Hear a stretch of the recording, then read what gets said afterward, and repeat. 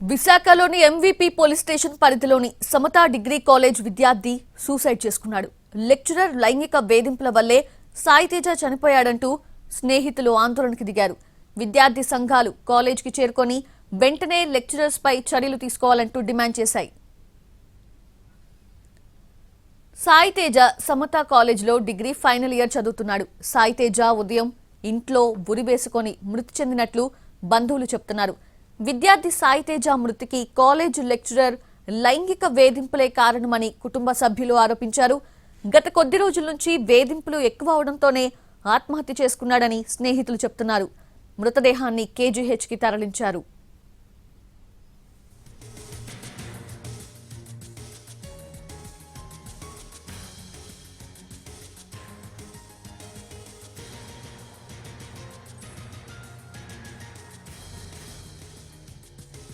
స్టార్టింగ్లోని అమ్మ అని ప్రేమగా పిలుచుకునేవాడు కాస్త ఆ అమ్మ అనే ఫీలింగ్ని కాస్త ఉపయోగించుకొని దాన్ని వేరే రకంగా మార్చుకొని కొన్ని రోజులకి మెసేజ్ మాట్లాడే తీరు మారింది. ఎలాగంటే క్లాస్లోకి వచ్చిన తర్వాత వీళ్ళందరూ మా క్లాస్మేట్స్ అడగండి ఒకసారి, క్లాస్లోకి వచ్చిన తర్వాత అతన్ని సాయిని ఎక్కువగా పొగిడేవారా కాదా, సాయి ఒక్కడనే పొగిడితే బాగోదని చెప్పి ఎవరైనా వాళ్ళతో పాటు మాట్లాడితే వాళ్ళని అంటే మార్కుల దగ్గర కానీ క్లాస్లో కానీ ఏ విధంగా సరే తొక్కాలని చూసేవారా కాదా.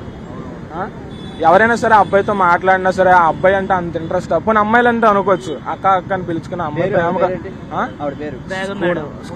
మేడం పేరు ఎవరైతే వేదికలు గురి చేస్తున్నారో ఆవిడ ఏ సబ్జెక్ట్ చెప్తున్నారో ఆవిడ పేరు చేశారండి. ఒకరు కాదు, ఒకరు సాయంత్రం ఒకరేమో సెక్షువల్ గా ఇంకోలేమో మెంటల్ గా అరెస్ట్ చేశారండి. నోట్స్ 3 సార్లు ఎవరైనా రాయమంటారండి. ఆ అబ్బాయికి ఒక్కడికే 3 సార్లు రాయమన్నారండి. 3 సార్లు రాసిన తర్వాత కూడా కొట్టేసి మళ్ళీ రాయమన్నారండి. ఆ అబ్బాయి అలా 10 సార్లు చేసుకున్నాడండి. 10 సార్లు చేసుకుని ఇంకా మెంటల్ స్ట్రెస్ గురైపోయాడండి.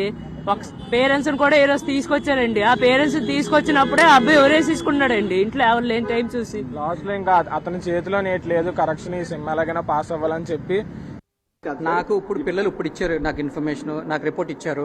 ఇది చూసుకొని నేను అది నిజ నిజాలు తెలుసుకున్న తర్వాత definite will take an action. అవకాశం ఎక్కడ ఇస్తున్నారు నాకు మాట్లాడడానికి అవకాశం లేదు కదా. వాళ్ళు కాలేజ్ లో ఉన్నారు, లేరు సార్, వెళ్ళిపోయారు సార్. వాళ్ళు కాలేజీలో ఉన్నారని విద్యార్థులు చెప్తున్నారు. సరే సార్, కూడా వాళ్ళని మీరు దాచిపెట్టారు. నేనైతే చూడలేదు సార్. వాళ్ళు నేను ఇందాక నుంచి బయట ఉన్నాను సార్, నేను చూడలేదు. ఎంత నిజం ఏది నిజం తెలుసుకున్న తర్వాత నేను ఏదైనా చేయగలను సార్.